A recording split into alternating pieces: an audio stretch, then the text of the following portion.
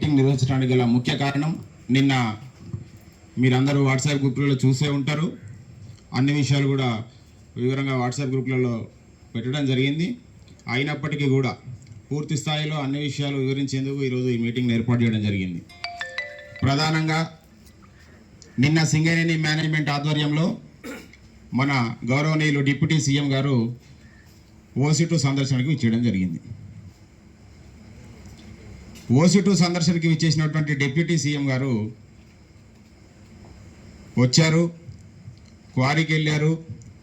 5 నిమిషాల్లో వస్తారు, 10 నిమిషాల్లో వస్తారని ఉదయం 10 గంటల నుంచి మేనేజ్మెంట్ వర్కర్స్ని, కార్మిక నాయకుల్ని ఆ టెంట్ల కింద కూర్చోబెట్టి సాయంత్రం 6 గంటల తర్వాత డిప్యూటీ సీఎం గారు వెళ్ళిపోయారని చెప్పేసి చాపు కబురు చల్లగా చెప్పారు. ఎందుకు అట్లా చేయాల్సిన పరిస్థితి ఏర్పడింది? ఎందుకు డిప్యూటీ సీఎం గారు ముఖం చాటేసి వెళ్ళిపోయారు అని అంటే మేనేజ్మెంట్ దగ్గర కూడా సమాధానం లేదు. ప్రధానంగా ఓసి2 డిప్సైడ్ బ్లాక్ ఆక్షన్ ఏదైతే ఉందో అది రేపు 4వ తారీఖున నిర్వహించబడతా ఉంది. మనం మొదటి నుంచి డిమాండ్ చేస్తూనే వస్తున్నాం. ఓసి2 డిప్సైడ్ బ్లాక్ సింగరేణికే కేటాయించాలి, ఎలాంటి షరతులు లేకుండా అని. అయినప్పటికీ కూడా టెండర్లోకి పోవాలి అని చెప్పి టెండర్లోకి బలవంతంగా పంపించినటువంటి పరిస్థితి. సరే, వెళ్ళిన తర్వాత జెన్కో అండ్ సింగరేణి 2 మాత్రమే ఉన్నాయి కాబట్టి జెన్కో వాళ్ళతో మాట్లాడి సింగరేణికే వచ్చేలా చూస్తామని చెప్పి కూడా మాట్లాడినటువంటి పరిస్థితి.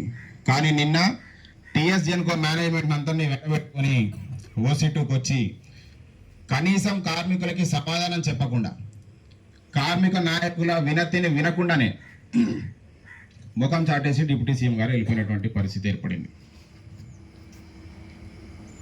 కాబట్టి నిన్న ఎప్పుడైతే డిప్యూటీ సీఎం గారు రావట్లేదని చెప్పడం జరిగిందో మేనేజ్మెంట్ వెంటనే ఏఐటీయూసీ శ్రేణులు బ్రాంచ్ సెక్రటరీ రామ్ గోపాలన్న గారి ఆధ్వర్యంలో తీవ్రమైన నిరసనలు తెలియజేయడం జరిగింది. ఎందుకు తెలియజేయాల్సి వచ్చింది? ఓసి2 డిప్సైడ్ బ్లాక్ ని సింగరేణికి కేటాయించే ఉద్దేశం రాష్ట్ర ప్రభుత్వానికి లేదు అని నిన్నటితో స్పష్టమైపోయింది. లేకుంటే ఖచ్చితంగా డిప్యూటీ సీఎం గారు వచ్చి కార్మికుల ముందు, కార్మికుల నాయకుల ముందు మేము సింగరేణికి అనుకూలంగా ఉన్నాం, ఖచ్చితంగా వచ్చే విధంగా చేస్తామనే మాట అయినా చెప్పి వెళ్ళి ఉండేవాళ్ళు. అలా చేయకపోగా ముఖం చాటేసుకొని వెళ్ళిపోయారు. ఇక ఎప్పుడైతే ఏఐటీసీ శ్రేణులు ఆందోళన కార్యక్రమం మొదలుపెట్టారో ఇక మన ప్రాతినిధ్యం సంఘ నాయకులు చేసేదేం లేక కుర్తిలో పడ్డ ఎలక పరిస్థితిలో మన పక్కన నిలబడి సేవ్ సింగరేణి అని నిరాధారణ చేయడం మొదలుపెట్టారు. మీడియాకి ఏమని తెలియపరుస్తున్నారు వాళ్ళు? అడవి ప్రాంతం కాబట్టి చీకటి అవుతుందని, ప్రోటోకాల్ ఇబ్బంది అవుతుందని తొందరగా వెళ్ళిపోయారని చెప్తారు. ఇదేనా సమాధానం? ఇది సరైన సమాధానమా? కాదు.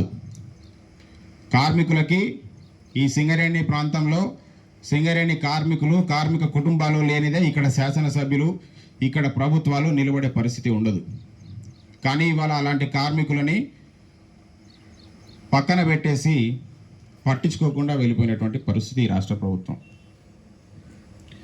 గతంలో కూడా చూసినాం. ఈ మధ్య కాలంలోనే సెంట్రల్ నుంచి కూడా ఒక మినిస్టర్ రావడం జరిగింది, కిషన్ రెడ్డి గారు.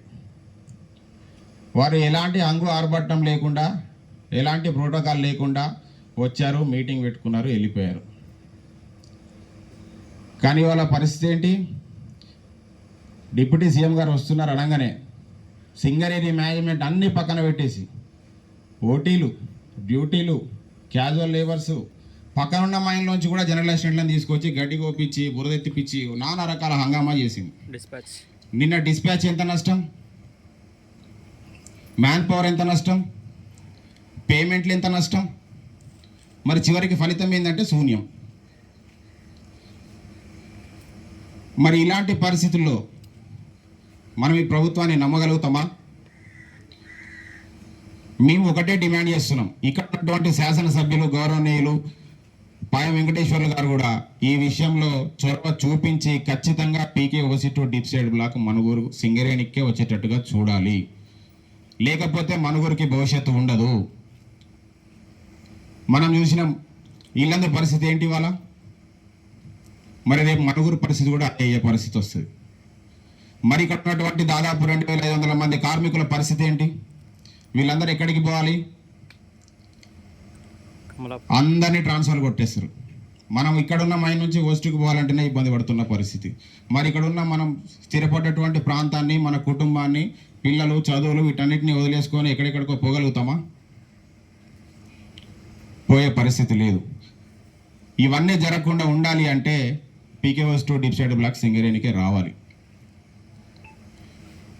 మరి రేపు 4వ తారీఖున ఆక్షన్లో సింగరేణికి గనక పీకేఓస్2 డిప్సైడ్ బ్లాక్ రాకపోతే ఏఐటీసీ ఆధ్వర్యంలో మనం అందరం కూడా పెద్ద ఎత్తున మనుగూరుని బంద్ చేసేటువంటి కార్యక్రమాన్ని కూడా తీసుకోబోతున్నాం. దానికి మీరు అందరూ సహకరించాల. సింగరేణి ఒక్కటే కాదు, టోటల్ మనుగూరునే బంద్ చేసి పీకేఓస్2 డిప్సైడ్ బ్లాక్ని తిరిగి సంపాదించుకునే ప్రయత్నం చేయాలి మనం. ఎందుకంటే సత్తుపల్లిలో కూడా ప్రైవేట్ కంపెనీకి ఇచ్చినారు బ్లాక్, ఇప్పటిదాకా అది స్టార్ట్ కాలే. ఎందుకు? అక్కడ ఉన్నటువంటి ప్రజలు, కంపెనీ అనుకూలంగా లేవు, సానుకూలంగా లేవు. కాబట్టి వాళ్ళు టెండర్కి పోయి బ్లాకులు ఇష్టారాజ్యంగా అప్పచెప్పినప్పటికీ కూడా ప్రజలు గట్టిగా, కార్మికులు గట్టిగా నిలబడితే ఏ ప్రభుత్వాలు, ఏ మేనేజ్మెంట్లు ఏమీ చేయలేవు. ఇల్లందు కోయగూడెం పోసే పరిస్థితి కూడా అదే. కాబట్టి మనం అందరం కూడా ఒకే మాట మీద ఉండి, మాకు ఈరోజు చేస్తేనే ప్లేట్ వస్తుంది, రేపు చేస్తేనే పిహెచ్డి వస్తుంది అనే మాట మర్చిపోయి, ఎప్పుడైతే ఏఐటీసీ సంఘం పిలుపునిస్తుందో ఆ రోజు మనం అందరం కూడా ముందుకొచ్చి సింగరేణిని, మనుగురిని బంద్ చేసిన రోజే మనం పీకేఓస్2 డిప్సైడ్ బ్లాక్ని సాధించుకుంటాం. ఆక్షన్లో పీకేఓస్2 డిప్సైడ్ సింగరేణికి వస్తే చాలా సంతోషం, రాలేదా మనం యుద్ధం చేయాల్సిందే. కాబట్టి దీన్ని అందరూ మీరు దృష్టిలో పెట్టుకోవాలి. ఎప్పుడైతే నిరసన మొదలుపెట్టినామో వెంటనే హయ్యర్ మేనేజ్మెంట్ అంతా హడలెత్తిపోయింది. డైరెక్టర్ పిఎండ్పి గారు, ప్రాజెక్ట్స్ అండ్ ప్లానింగ్ వెంకటేశ్వర్లు గారు, ఈఎండ్ఎం తిరుమలరావు సార్, వాళ్ళంతా వచ్చేసి కాన్వాయ్ దిగి, రామ్ గోపాల్ గారు దయచేసి రిక్వెస్ట్ చేస్తున్నాము, ఈ విధంగా మీరు చేయకండి, మేము కూడా మేనేజ్మెంట్తో ప్రభుత్వంతో మాట్లాడతాము, డిప్సైడ్ వచ్చేటట్టుగా చూస్తామని చెప్పి హామీ ఇవ్వడం జరిగింది. అయినప్పటికీ కూడా మేనేజ్మెంట్ మాట కూడా నమ్మే పరిస్థితి లేదు. ఎందుకంటే మేనేజ్మెంట్ ప్రభుత్వం ఏది చెప్తుందో అదే చేస్తుంది. కానీ మనకు కావాల్సింది మనమే సాధించుకోవాలి. కాబట్టి మేనేజ్మెంట్ మాట కూడా నమ్మే పరిస్థితి లేదు. ఓసి2 డిప్సైడ్ రేపు 4వ తారీఖు ఆక్షన్లో మనకి ఎట్టి పరిస్థితుల్లో రావాలని తీవ్రంగా డిమాండ్ చేస్తున్నాం. రాకపోతే కూడా దానికి తగినటువంటి కార్యాచరణ కూడా అదే విధంగా చేయాలి. కాబట్టి మీరందరూ ఈ విషయాన్ని గమనించాలని చెప్పి మరొకసారి మిమ్మల్ని కోరుతున్నాం. అదేవిధంగా నిన్న డైరెక్టర్ పివిపి గారు కూడా సుదీర్ఘంగా చర్చించడం జరిగింది. రోడ్డు మీద నిలబడి మరి రామ్ గోపాల్ గారితో సుదీర్ఘంగా ఒక హాఫ్ అన్ అవర్ చర్చించి, అసలు ఓసి2 డిప్సైడ్ నాకు కాంట్రాక్ట్ వాళ్ళు చేయడానికి అవకాశం లేదు, వాళ్ళకి ఇచ్చిన కాంట్రాక్ట్ వాళ్ళే చేస్తారు, మనకి ఆ బ్లాక్కి మధ్యలో బౌండరీ ఉంటుంది, దాదాపు ఒక 30 మిలియన్ల బొగ్గు నష్టం జరుగుతుంది. అదే మనం తీసుకుంటే చాలా బెనిఫిట్స్ ఉన్నాయి, వాడు ₹1 ప్రాఫిట్ చేస్తే మనం ₹1 ప్రాఫిట్ జరుగుతామని అనేక విషయాలు చెప్పడం జరిగింది. సో వీటన్నిటి మీద కూడా ఆలోచన చేసి ఓసి2 డిప్సైడ్ బ్లాక్ మనకు వచ్చే విధంగా మనం అది మనకి వచ్చేంత వరకు పోరాటం చేస్తే ఖచ్చితంగా మనుగురు ఏరియా భవిష్యత్తు, మనుగురు కార్మికుల భవిష్యత్తు కూడా బాగుంటుంది. కాబట్టి మీరు